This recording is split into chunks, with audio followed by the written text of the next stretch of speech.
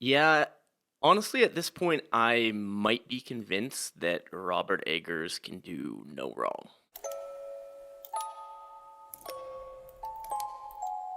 Come to me. Nosferatu is the latest film from director Robert Eggers, and it's been a long time coming. It's probably not surprising to hear that Eggers has been into vampires since he was a kid. He used to dress up as Dracula for Halloween, and he's watched pretty much every vampire movie he get his hands on VHS. In preparation for making this particular film, his own vampire film, he actually wrote a novella as a building block to the screenplay, and while he doesn't have any plans to ever release it to the public, apparently he claims that it's very poorly written. But regardless, it's clear that Eggers has been thinking about and working on this project for a while. In fact, from a production standpoint, it's been on the verge of being greenlit a couple times over the past decade before being shelved for a variety of reasons until now. I imagine most folks are aware, but this 2024 Nosferatu film is a take on the 1922 silent classic, which itself was based on Bram Stoker's Dracula. And honestly, there isn't anyone working right now in this kind of modern era that I would trust more than Eggers to bring this story to life, and he did so brilliantly. One thing that I really respect about Eggers and his work, which we see here in Nosferatu, is his love and appreciation and really deep and nuanced understanding of folklore and mythology. He brings this kind of background, this contextual awareness to all of his productions when it comes to the costuming and the set design and the makeup, all of these technical elements, the accuracy of which is often sacrificed, and it's easily sacrificed in many productions. But Eggers is very clear about his attention to detail and the importance of all of these details, and we see that here from the Romany people to the class hierarchy in 19th century Germany. He's someone who believes in like an almost religious study, it seems, no pun intended, of the time and the stories that ultimately form the foundation of his work. This attention to detail, of course, carries over to his cinematography. All of his films are very intentionally stylized, but to me at least, never at the expense of the story. In fact, it contributes to the story. For example, in The Lighthouse, we have this use of color and aspect ratio to portray a Sisyphean sense of despair. More recently in The Northman, which no one talks about for some reason, we have these very long takes and textured backdrops that kind of contribute to this feeling of a never-ending fight. There's always more and more, and in Nosferatu, there is so much from a visual perspective. He plays with lights and shadows, kind of contributing to this allegory or metaphor of otherness and the divide between science and spirituality. And the visuals here really are incredible. There's such a clear intentionality in Eggers' work, and to be fair, it's not just Eggers, but also his cinematographer, Jaron Blaschke. Apologies if that's a mispronunciation. I feel like it probably is.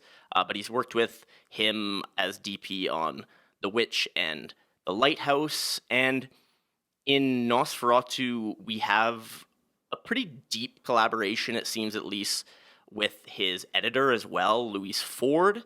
And I say this in particular in Nosferatu because there's such intention as we move from shot to shot. Eggers pretty frequently here transitions from one to another through the use of shadow or light. We have these kind of zooms into shadow, transitioning to another scene emerging from the shadow, for example. And it's clear that the film was storyboarded in a very specific way to ensure that this movement is cohesive. And Ford, as an editor, of course, is responsible for ensuring that these ties between shots and moments are both natural but also purposeful. What this further implies to me is that there was likely a lack of coverage in every take, with probably only one way to truly and effectively cut from shot to shot, which kind of sadly is no longer the norm in modern day filmmaking, particularly in bigger budget productions, where directors seem to just shoot everything and then figure out what the story is in post production. I know some crew members spoke about Ridley Scott in this fashion on Gladiator 2, for example. And I feel pretty confident in this take when you think about the level of blocking and just coordination and pre-planning that would have had to have occurred with so many scenes. We have characters with perfectly split shadows on their face, this perfect divide between light and dark. One half of their face is covered almost entirely in shadow, and the other half is perfectly exposed. And when you have something like this, a single step in any direction kind of immediately would cast this split into disorder, which again just shows the level of intentionality here on a shot to shot basis. I also need to take some time to talk about the camera movement here a little bit more specifically. So, throughout the film, particularly when the vampire Count Orlok is present, either in body or in kind of metaphorical spirit, the camera acts almost as if it has sentience, as though it's a sentient being in the room with our characters. It picks its moments to kind of float effortlessly through this space, sometimes above a character or through characters, showing us kind of what we need to see, suggesting like some sort of ethereal omnipotence of sorts. And it's beautiful to just watch the camera move through these scenes. And not only is the camera work amazing, but really the vast majority of the performances here are brilliant as well. Nicholas Hoult, as the husband of Ellen, does a great job of kind of balancing the fear that he's feeling with this duty that he also feels to protect the ones he loves. Aaron Taylor Johnson shows this kind of degree of skepticism about mythology and demons, and then he also very clearly showcases these more class-based values. We have Willem Dafoe doing Willem Dafoe things. I mean, I love pretty much whatever this man does, but I would say that his work here is very strong, kind of in line with the work that he did in Poor Things with Yorgos Lanthimos. Obviously, Bill Skarsgård as Count Orlok is something that people have been talking about. As far as portrayals of Orlok or Dracula go, they all require some degree, some suspension of disbelief. But if you're able to kind of accept what you see on screen as reality, Skarsgård's performance does really start to amaze.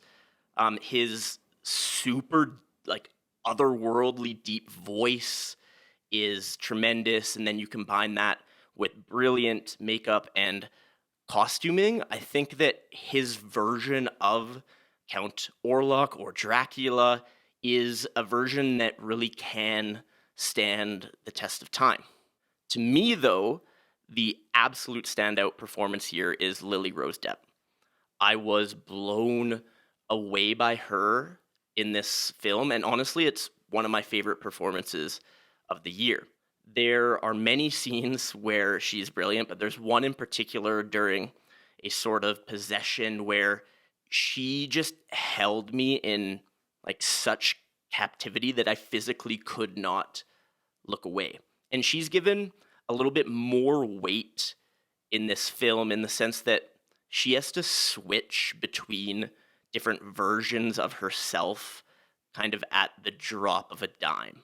And she does so in a way that I never found myself thinking that she's acting, which is often the case in these kinds of performances. But instead, I was like truly in the moment with her, and I felt like she was actually experiencing what was happening to her. All of this being said, it's not a perfect film. It places allegory above more grounded emotion. Not all of the relationships between characters are perfectly believable, but that's also okay. The sheer detail in the cinematography and the costuming and the set design and the performances make it absolutely worth the watch. If you like this video, thank you. You're great.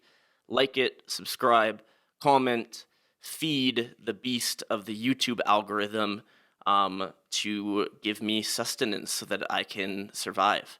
And then when I post another one, watch that one as well. Thanks so much. Cheers.